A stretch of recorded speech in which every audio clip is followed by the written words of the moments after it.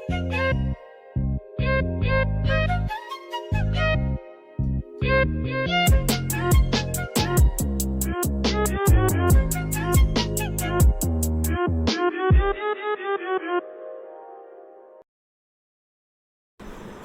hello people, this is your channel CTV and in this video we are going to revise essay 315. ठीक है, तो identifying and assessing the risk of material misstatement through कैसे identify और assess करें through understanding of entity and its environment. So आपको क्या करना है, आपको अपने नोट्स लेकर आने हैं या जो भी फैकल्टी के नोट्स है या पर्टिकुलर यही नोट्स लेने थे आपको, ये नोट्स मैं आपको टेलीग्राम कर दूंगा. आपको क्या करना है, इस वीडियो को सुनना है. ठीक है, आपको देखना तो देख सकते हो, थोड़ा सा लैग आएगा पर आप देख सकते हो, वीडियो को सुन भी सकते हो. ठीक है, सुनोगे बेटर रहेगा, ज़बरदस्ती का स्ट्रेस नहीं लेना, मतलब आंखों पे स्ट्रेस नहीं लेना. आप जो है सुनो और बाकायदा अपने जो है नोट्स पे फोकस करो. सारा कंटेंट आपको यही मिलेगा और साथ ही साथ हम जो है क्वेश्चन का भी डिस्कशन करेंगे. तो बिना किसी देर के स्टार्ट करते हैं ऐसे 315 identifying and assessing risk of material statement through understanding of entity and its environment. तो इंट्रोडक्शन की बात करें तो इंट्रोडक्शन में आइडेंटिफाई और असेस करना. देखो इसका इंट्रोडक्शन में बताएं कि भैया ऐसे 315 में हमें identify and assess risk of material misstatement, कि आप उसको आइडेंटिफाई और असेस करो. अभी रिस्पॉन्ड की बात नहीं कर रहे, सिर्फ उसको आइडेंटिफाई और असेस करो कि कितना भयंकर है ये जो भी है. Identify and assess the risk of material misstatement via fraud और एरर. ठीक है, दो टाइप के रिस्क ऑफ मटेरियल मिसस्टेटमेंट होते हैं, इधर फ्रॉम फ्रॉड और एरर. वो दो लेवल पे होते हैं, फिनेंशियल लेवल और financial statement as a whole और असर्शन लेवल. तो आइडेंटिफाई और असेस करना रिस्क ऑफ मटेरियल स्टेटमेंट, साथ ही साथ understanding of entity, understanding of its environment और understanding of internal control. Right, तो हम करते क्या हैं, हम आइडेंटिफाई और असेस करते हैं रिस्क ऑफ मटेरियल स्टेटमेंट. उसके लिए एंटिटी को समझते हैं, एंटिटी के इन्वायरमेंट को, इंटरनल कंट्रोल को समझते हैं, एंड देन उसके बाद जो है हम रिस्पॉन्ड करते हैं to the assess the risk, जो भी आइडेंटिफाई और असेस करा है. राइट, अब बात आती है रिस्क असेसमेंट प्रोसीजर की. अब आइडेंटिफाई और असेस करना है ना, तो एक रिस्क असेसमेंट प्रोसीजर होना चाहिए. तो हम रिस्क असेसमेंट प्रोसीजर की बात करते हैं. तो रिस्क असेसमेंट प्रोसीजर हम क्यों परफॉर्म करें, रिस्क असेसमेंट प्रोसीजर में हम क्या परफॉर्म करें. सबसे पहले हम रिस्क असेसमेंट प्रोसीजर में सबसे पहले understanding the entity and its environment, एक एंटिटी, उसके इन्वायरमेंट और उसके इंटरनल कंट्रोल को समझ रहे हैं to identify and assess the risk of material misstatement whether by fraud और एरर एट फिनेंशियल स्टेटमेंट और असर्शन लेवल. तो आइडेंटिफाई और असेस करना रिस्क ऑफ मटेरियल मिसस्टेटमेंट जो फ्रॉड से हो सकता है, एरर से हो सकता है, एट फिनेंशियल स्टेटमेंट लेवल और असर्शन लेवल. इसके लिए हम जो है सबसे पहले इसके लिए हम जो है सबसे पहले अंडरस्टैंड करें entity and its environment including internal control. तो ले देखिए, ऊपर का ऊपर ही आपने नीचे चिपका दिया कि आप एंटिटी को अंडरस्टैंड कर रहे हो and its environment including internal control. Calculate to identify and assess the risk of material misstatement. अब risk of material misstatement fraud से हो सकता है, एरर से हो सकता है, एट दोनों लेवल, एक financial statement and assertion level जो भी है. अब रिस्क असेसमेंट प्रोसीजर आप इसलिए ही कर रहे हो. राइट, अब कैसे करोगे. अब देखो नीचे कुछ बेसिक तरीके देखे रखे. इंक्वायरी हो गया, एनालिटिकल प्रोसीजर हो गए, ऑब्जर्वेशन हो गया, इंस्पेक्शन हो गया, या आप एक तरीके से बोल सकते हैं कि राइट इसमें इंस्पेक्शन ही है. जैसे ICAI था तो अपन बोल सकते हैं IAOI. तो अब ये IAOI है क्या, ये कंपोनेंट बोलते हैं, रिस्क असेसमेंट प्रोसीजर करने के कंपोनेंट. अब वो जो रिस्क असेसमेंट प्रोसीजर करा है, वो रिस्क असेसमेंट प्रोसीजर ही एक बेसिस क्रिएट होगा फर्दर ऑडिट प्रोसीजर के लिए. जो आपको फर्दर ऑडिट प्रोसीजर करना है उसके लिए रिस्क असेसमेंट प्रोसीजर ही एक बेसिस क्रिएट होगा. राइट, अब देखो अभी हमने क्या बोला कि हम आइडेंटिफाई एंड असेस करेंगे रिस्क ऑफ मटेरियल मिसस्टेटमेंट. उसके लिए हमको जो है रिस्क असेसमेंट प्रोसीजर लगानी पड़ेगी. प्रोसीजर जैसे कि हम अंडरस्टैंडिंग करेंगे एंटिटी एंड इट्स एनवायरनमेंट को, ताकि including internal control to obtain understanding. ठीक है, to obtain understanding and identify and assess the risk of material misstatement. ये सब हमने बात करी थी. अब एंटिटी एंड इट्स इन्वायरमेंट को समझना, समझते कैसे हैं एंटिटी और इट्स इन्वायरमेंट को, एंटिटी एंड इट्स इन्वायरमेंट को इंक्लूडिंग इंटरनल कंट्रोल को हम कैसे समझते हैं. ये तरीका देखे रखा है कि देखो आप एंटिटी को समझ रहे हो तो ये सब चीज़ें आप देख सकते हो. राइट, तो एंटिटी एंड इट्स इन्वायरमेंट को समझने के लिए एक निमोनिक है फेना फ्रॉस. फेना फ्रॉस का मतलब क्या है, F से क्या है, फिनेंशियल रिपोर्टिंग फ्रेमवर्क एप्लीकेबल है. तो understanding of financial reporting framework, understanding of external factors. ठीक है, एंड से नेचर ऑफ एंटिटी, ए से अकाउंटिंग पॉलिसीज जो एंटिटी में एप्लीकेबल होती है, ठीक है। फिर आता है एफ से financial performance of an entity, right. फिर आर से आता है रिस्क और से ऑब्जेक्टिव एसेस स्ट्रैटेजी। तो देखो ये सब आपको देखना पड़ता है to understand the entity and its involvement including internal control. However internal control के लिए तो कुछ ज़्यादा ही चीज़ें हैं, पर एंटिटी और उसके इन्वॉल्वमेंट को समझने के लिए हमें फेना फ्रॉस देखना पड़ता है। FRF understanding the external factor जो एप्लीकेबल होते हैं या एक्सटर्नल फैक्टर जो इन्फ्लुएंस करते हैं एंटिटी को। फेना नेचर ऑफ एंटिटी। अब नेचर ऑफ एंटिटी में बहुत सारी चीज़ें, नेचर ऑफ एंटिटी में एक डायग्राम बना के रखा है, जैसे कि A B C D E F ऐसे करके हुए, अच्छा okay A B C D E है। तो जैसे कि सबसे पहले नेचर ऑफ एंटिटी में इसका ओनरशिप एंड गवर्नेंस स्ट्रक्चर क्या है, इसके ऑपरेशंस क्या है, किस टाइप की इन्वेस्टमेंट करती है, किस टाइप से जो है प्रोक्योरमेंट करती फाइनेंस का, ठीक है। हाउ एंटिटी रेज फाइनेंस, ठीक है। टाइप ऑफ इन्वेस्टमेंट जो एंटिटी ने किए हैं, मैनेजमेंट और गवर्नेंस स्ट्रक्चर, इनके ऑपरेशन, ये हमने समझा नेचर ऑफ एंटिटी में, जो कि फार इजी है। फिर ऐसे जो है अकाउंटिंग पॉलिसी जो एप्लीकेबल है या किस तरीके से जो है एंटिटी अकाउंटिंग पॉलिसी को सिलेक्ट करती है, फिनेंशियल परफॉर्मेंस क्या है, रिस्क ऑब्जेक्टिव स्ट्रैटेजी, ये सब चीज़ें हैं। इस तरीके से जो है आप अंडरस्टैंडिंग करते हो एंटिटी एंड इट्स इन्वॉल्वमेंट की। अब understanding of entity and its involvement के बाद अब हम अंडरस्टैंड कर रहे हैं इंटरनल कंट्रोल का। एंड किस तरीके से अंडरस्टैंडिंग करेंगे इंटरनल कंट्रोल की, राइट। हम इंटरनल कंट्रोल में अंडरस्टैंडिंग कर रहे हैं, तो अब एंटिटी में तो बहुत सारे इंटरनल कंट्रोल है, तो वो ही इंटरनल कंट्रोल देखेंगे जो जिसका इम्पैक्ट फाइनेंशियल स्टेटमेंट पे हो। ऐसा नहीं कि ये देखने लगे कि फायर एक्सटिंग्विशर लगाए कि नहीं लगाए, ये सब चीज़ें नहीं देखेंगे। हम वही इंटरनल कंट्रोल चेक करेंगे जिसका इम्पैक्ट फाइनेंशियल स्टेटमेंट पे हो, राइट। एन ऑडिटर जो है वही इंटरनल कंट्रोल देखेगा जिसका इम्पैक्ट फाइनेंशियल स्टेटमेंट पे हो। एंड बात करें तो देखेगा कि internal control properly design and implement है कि नहीं, ठीक है। प्रॉपर्ली डिज़ाइंड है कि नहीं एंड तरीके से इम्प्लीमेंटेड है कि नहीं, तो design and implementation of internal control. अब पॉइंट ये है कि इसकी प्राइमरी रिस्पॉन्सिबिलिटी तो होती है अपनी मैनेजमेंट की, पर फिर भी जो है ऑडिटर देखता है, राइट। इसको इंटरनल कंट्रोल्स देखने पड़ेंगे, ठीक है, to identify and assess the risk of material statement, right. तो वो design and maintenance of internal control, design implementation and maintenance of internal control ये देखते हैं, राइट। अब मैं बात कर लूँ तो हमने अंडरस्टैंडिंग कर ली एंटिटी एंड इट्स इन्वॉल्वमेंट की, इंक्लूडिंग इंटरनल कंट्रोल, ये भी देख लिया। अब हम जो है risk of material statement assess करें, identifying and assess risk of material statement ना।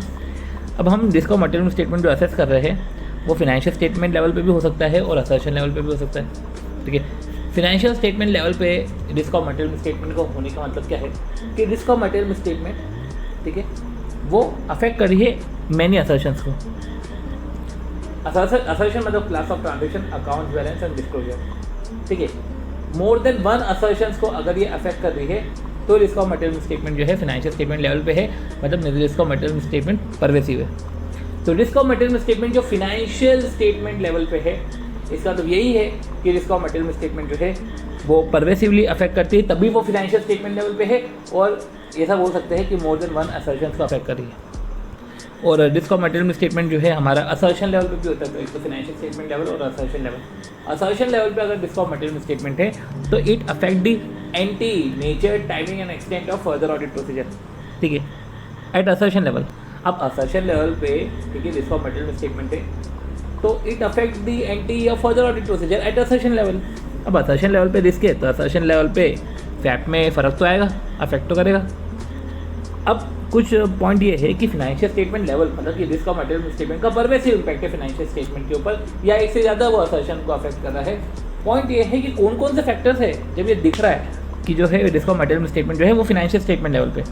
तो जैसे कुछ फैक्टर्स है, जैसे कि इसका छोटा सा डायग्राम बना के रखा है, जो है कि एक उदास मैनेजमेंट है, तो भाई मैनेजमेंट कॉम्पिटेंट नहीं है, तो financial risk of material statement financial statement level पे हो सकता है। एक रेड बॉक्स बना के रखा है, मतलब कि जो इन्वायरमेंट है, ठीक है, तो कंट्रोल इन्वायरमेंट बहुत ही डेफिशिएंट है, तो मैनेजमेंट भी उदास है, management is not competent enough, deficient control environment है। और एक डाउनिंग एरो है, डिक्लाइनिंग इकोनॉमिक कंडीशन, ठीक है, तो मैनेजमेंट उदास, ठीक है, management is not competent enough, ठीक है, deficient control environment and declining economic condition. तो देखो अभी हमने समझा कि देखो risk of material statement assertion level पे होते हैं and financial statement as a whole के लेवल पे होते हैं। देन जो है financial statement as a whole, right. अब financial statement as a whole level पे अफेक्ट होता है तो कौन कौन से फैक्टर्स हो सकते हैं? मैनेजमेंट उदार है कि मैनेजमेंट कॉम्पिटेंट नहीं है, डेफिशिएंट कंट्रोल एनवायरनमेंट है, डिक्लाइनिंग इकोनॉमिक कंडीशन है। पॉइंट ये आता है कि डेफिशिएंट कंट्रोल एनवायरनमेंट, ठीक है, का मतलब क्या है? एग्जाम्पल बताओ कि भैया कंट्रोल एनवायरनमेंट डेफिशिएंट है, तुम बताओ, राइट। तो जैसे कि डेफिशिएंट कंट्रोल एनवायरनमेंट में हम बोल सकते हैं कि वो इंटरनल कंट्रोल जो फाइनेंशियल स्टेटमेंट को अफेक्ट कर सकते हैं, जैसे कि integrity of management, right. Then condition and maintenance of entity records, क्या एंटिटी के रिकॉर्ड भी प्रॉपर तरीके से नहीं रखे हुए हैं। Evidence sufficient appropriate evidence gather करने में तो बहुत दिक्कत हो जाएगी, ठीक है, कि हमको सफिशिएंट एंड अप्रोप्रिएट एविडेंस मिल नहीं पाएंगे, राइट। मतलब कि एंटिटी के रिकॉर्ड्स ऐसे रखे हुए ताकि ऑडिटर को खुद को लग रहा है कि it is unlikely that evidence will be available, right. Opinion तो दे देगा कि चलो एविडेंस अवेलेबल नहीं हुए तो डिस्क्लेमर या क्वालिफाइड ओपिनियन दे दिया, पर सबसे पहले तो वो एविडेंस का ही ट्राई करेगा ना। तो भाई नॉन इंटीग्रिटी ऑफ मैनेजमेंट एक एग्जाम्पल है। Non maintaining entity records properly, या एंटिटी के रिकॉर्ड जो है प्रॉपर कंडीशन पे नहीं है, तो ये हमने देखा कि example of deficient internal control की इंटीग्रिटी ऑफ मैनेजमेंट या condition and maintenance of entity record जो शो कर रहे हैं कि डेफिशिएंट इंटरनल कंट्रोल है।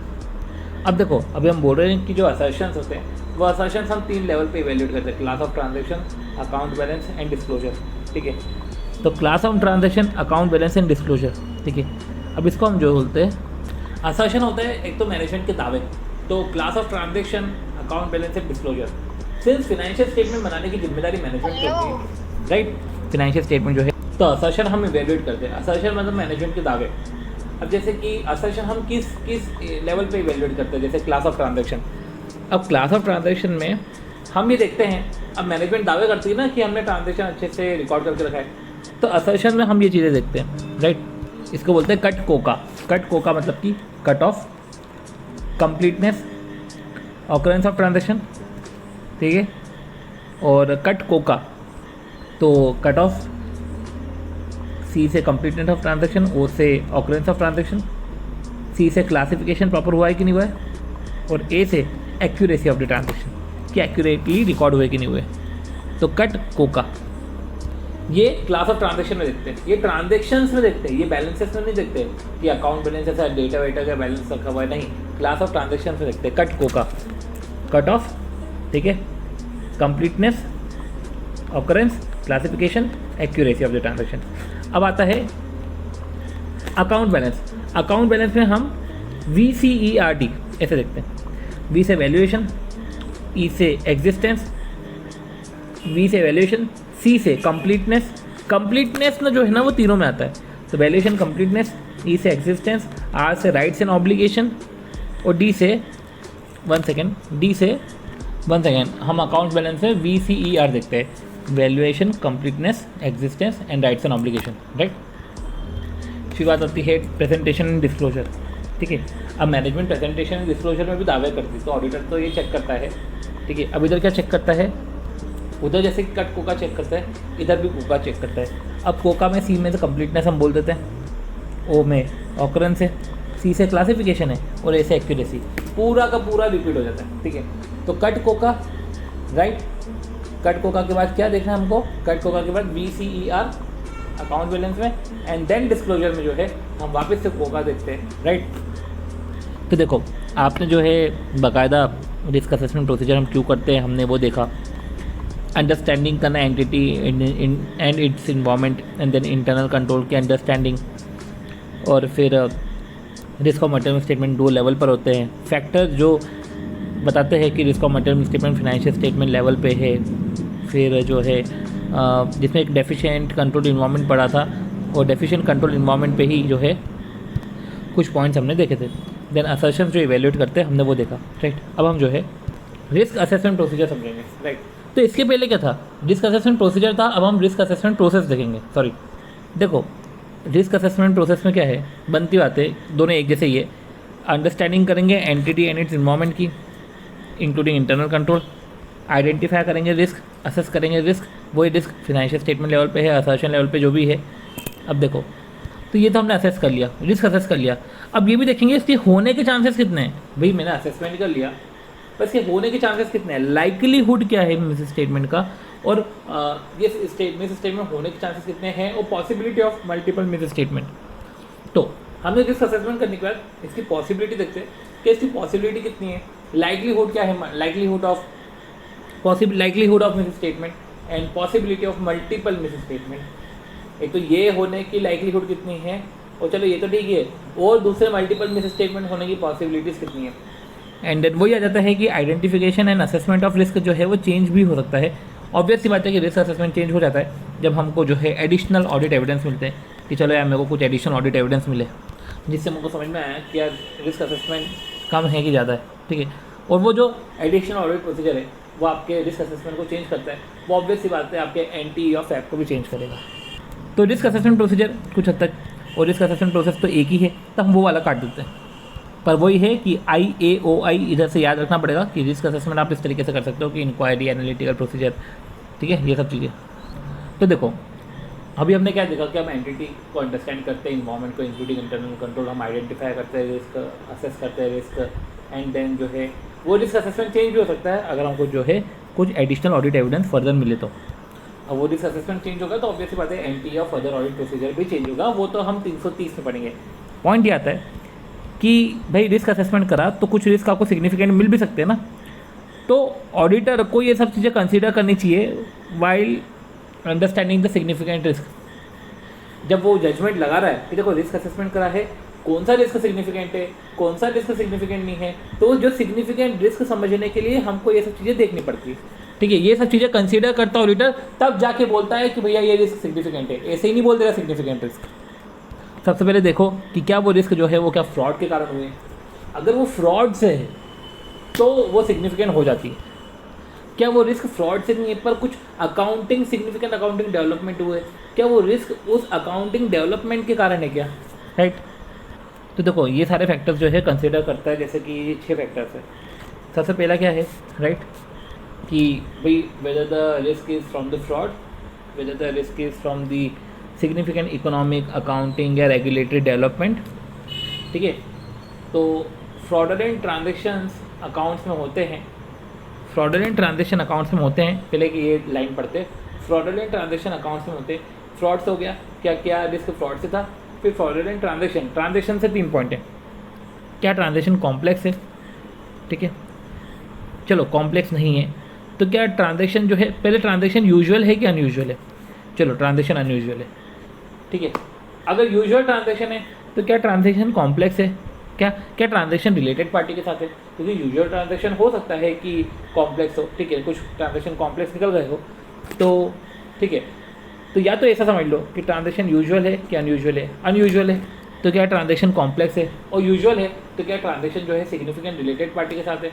तो ये सब चीज़ें जो है देखी जाती है। तो फ्रॉडलेंट ट्रांजेक्शन अकाउंट्स में होते हैं, तो अकाउंट्स में एक पॉइंट समझा कि रिसेंट जो है अकाउंटिंग डेवलपमेंट के कारण जो है रिस्क उससे रिलेटेड है क्या।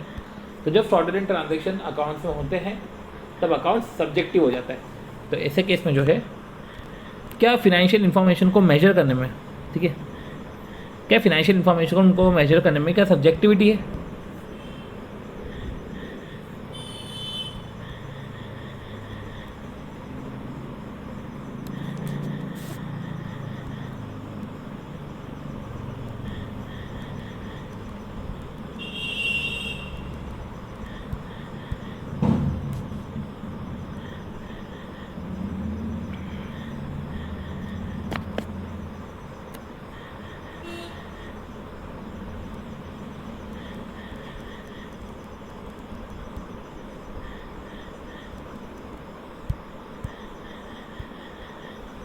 तो देखो क्या है कि क्या जैसे risk of fraud, fraudulent transaction 3 है कि यूजुअल कि अनयूजुअल, अनयूजुअल है तो क्या वो कॉम्प्लेक्स है, यूजुअल है तो क्या वो सिग्निफिकेंट अकाउंटिंग ट्रांजेक्शन है विद रिलेटेड पार्टीज। फिर अकाउंट्स में फ्रॉडलेंट ट्रांजेक्शन अकाउंट्स में होते हैं, तो अकाउंट से एक पॉइंट था क्या risk related to accounting economic regulatory development, ठीक है। इससे क्या होता है, इससे जो है अकाउंट सब्जेक्टिव हो जाते हैं। तो फ्रॉडलेंट ट्रांजेक्शन अकाउंट्स में होते हैं, इससे अकाउंट फाइनेंशियल स्टेटमेंट सब्जेक्टिव हो जाते हैं। तो whether there is an element of subjectivity in measurement of financial information। तो सिंस हमने जो है ये सब देखा, अब जो है हम risk areas in CIS environment, तो हम जो है risk areas in CIS environment कि अब से यार देखो understanding of entity and its environment, अब CIS इन्वायरमेंट आ चुका है, अब CIS इन्वायरमेंट है तो रिस्क एरियाज भी रहेंगे, राइट। और फिर जो है इसी ऐसे के अंदर जो है हमने डेफिनेशन ऑफ इंटरनल कंट्रोल भी समझा था, राइट। तो डेफिनेशन ऑफ इंटरनल कंट्रोल जो है वैसे 265 में नहीं देख रखी, डेफिनेशन ऑफ इंटरनल कंट्रोल ये ऐसे 315 में देख रखी। अब पॉइंट ये है कि सिंस इंटरनल कंट्रोल के ऊपर एक अलग से ही चैप्टर है, ठीक है, तो risk areas in CIS environment और इंटरनल कंट्रोल क्या होते हैं ये सब चीज़ें तो हम वहाँ पर भी देख लेंगे, राइट। देखो एक पॉइंट ये होता है कि areas to be examine for deficiency and risk identification, कि जो है एक रिस्क आइडेंटिफिकेशन जब आपको CIS इन्वायरमेंट में करना है कि देखो एंटिटी के अंदर तो CIS इन्वायरमेंट है इन द सेंस कि सब चीज़ें कंप्यूटराइज है, सॉफ्टवेयर बेसिस पे होता है। तब ऐसे केस में अगर आपको रिस्क आइडेंटिफाई करना है तो आपको सॉफ्टवेयर के अंदर घुसना पड़ेगा, क्योंकि सब चीज़ें सॉफ्टवेयर से होती है, तो सॉफ्टवेयर डेवलपमेंट लाइफ साइकिल के सारे पॉइंट आपको देखने पड़ेंगे, वो एरियाज में आपको रिस्क मिलेगी, ठीक है। यहाँ पे हमने इंटरनल कंट्रोल का डेफिनेशन देखा, इंटरनल कंट्रोल का ऑब्जेक्टिव देखा।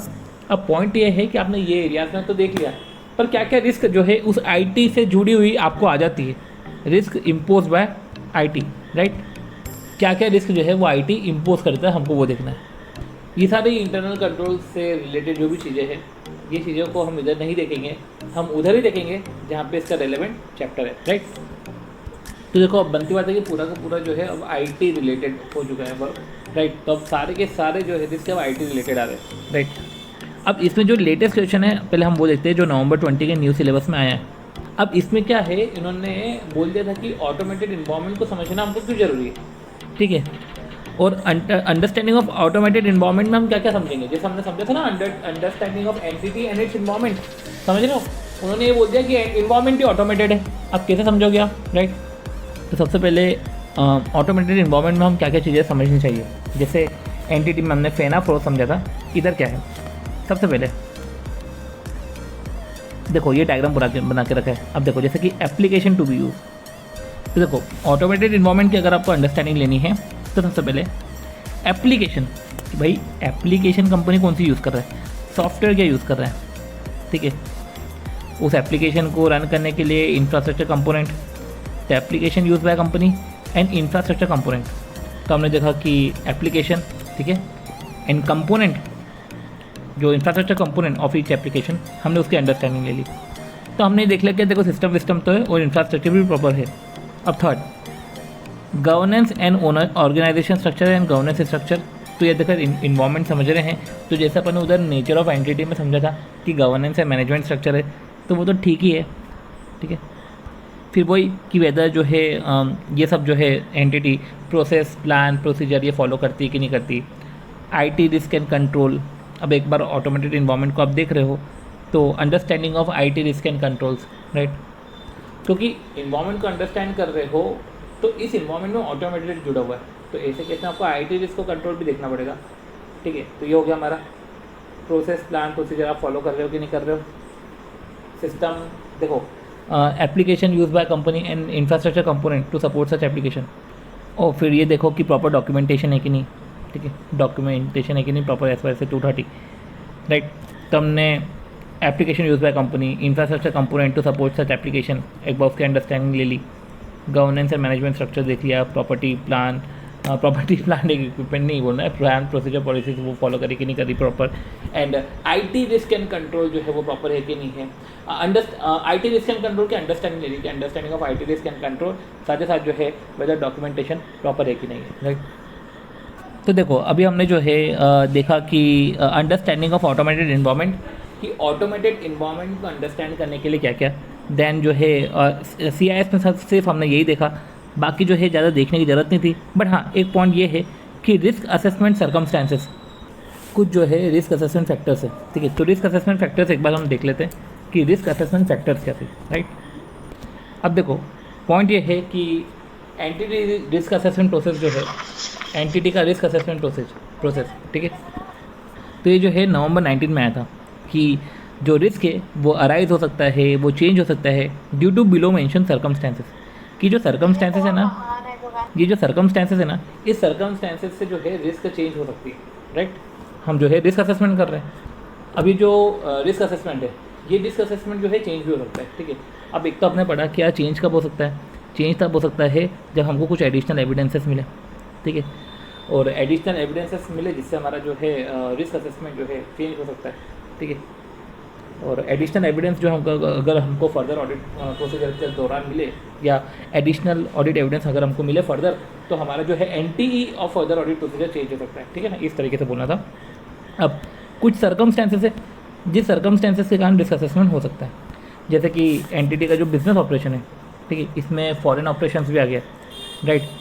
और बिजनेस एरिया एंटिटी का देखो, एक तो होता है day to day business operation, एक होता है बिजनेस एरिया ही चेंज कर लेना, ठीक है। एक नया बिजनेस एरिया या नए सेगमेंट में घुस जाना, इससे जो है आपका रिस्क असेसमेंट जो है चेंज हो सकता है। फिर एक है ICAI RTP, ये ICAI ने जो है RTP लेकर आई है, राइट। अब ICAI RTP क्या है कि ये चेंज होना, ठीक है, ये चेंज होना या नया आ जाना, ठीक है। आई से है हमारा इंफॉर्मेशन सिस्टम में चेंज होना या इंफॉर्मेशन सिस्टम आ जाना। सी से है हमारा ICAI कॉर्पोरेट रीस्ट्रक्चरिंग होना, जैसे मर्जर एमालगमेशन, इससे भी रिस्क असेसमेंट अफेक्ट हो सकता है। ए से है हमारा अकाउंटिंग प्रिंसिपल्स में चेंज हो जाना, FRS चेंज होना एक तरीके से। आई से कुछ नहीं है, फिर आता है आर्ट से रेगुलेटरी रिक्वायरमेंट चेंज होना। टी से है टेक्नोलॉजी में चेंज होना या नई टेक्नोलॉजी आना। पी से पर्सनल में चेंज होना या पर्सनल नए आना। ये जो है रिस्क असेसमेंट में अफेक्ट करता है, ठीक है। तो चेंज होना या नया आ जाना, ICAI RTP। आई से है इंफॉर्मेशन सिस्टम, सी से कॉर्पोरेट रीस्ट्रक्चरिंग, ए से है हमारा अकाउंटिंग प्रिंसिपल FRS, आई से कुछ भी नहीं है। देन आर से है हमारा रेगुलेटरी रिक्वायरमेंट्स, ठीक है। टी से है टेक्नोलॉजी, पी से पर्सनल, ठीक है। तो देखो हमने रिस्क असेसमेंट सर्कमस्टेंसेस देखे, ठीक है, और हमने ऑटोमेटेड इन्वायरमेंट की अंडरस्टैंडिंग ली, राइट। अब 315 में ज़्यादा कुछ है नहीं, ऑटोमेटेड इन्वायरमेंट की अंडरस्टैंडिंग ले ली हमने, और बाकी जो है वो इंफॉर्मेशन सिस्टम एरियाज़। अब चलो एक द एंडिंग नोट ये है कि हम जो है identification and assessment of risk of material misstatement क्यों करें। वही है कि अब एंटी और फैप डिटरमाइन करने के लिए, राइट, अब उसको मैनेज करना है। अब आइडेंटिफाई और असेस करोगे तो उसको मैनेज करने के लिए आपको ऑडिट प्रोसीजर लगाने पड़ेंगे ना, उसको रिस्पॉन्ड करने के लिए, मैनेज करने के लिए, ठीक है। तो इसलिए आप आइडेंटिफिकेशन एंड असेसमेंट कर रहे हो रिस्क ऑफ मटेरियल मिसस्टेटमेंट का, राइट। तो हमने जो है रिस्क असेसमेंट सर्कमस्टेंसेस पढ़े, ठीक है, जहाँ पे हमने ICAI RTP देखा, साथ ही साथ जो है हमने ये देखा, दो तो बेसिक थे कि बिजनेस ऑपरेशन में फॉरेन ऑपरेशन आ गया, बिजनेस सेगमेंट चेंज हो रहा है, नया हो रहा है, बिजनेस का स्केल बढ़ गया है। तो इस तरीके से जो है हमने ऐसे 315 रिवाइज किया। होप सो आपको ये पर्टिकुलर डिवीजन समझ में आया होगा। इन केस वीडियो अच्छा लगे तो please do like the video, share the video and subscribe to the channel CA TV। मिलते हैं हम नेक्स्ट ऐसे में। Till then bye bye.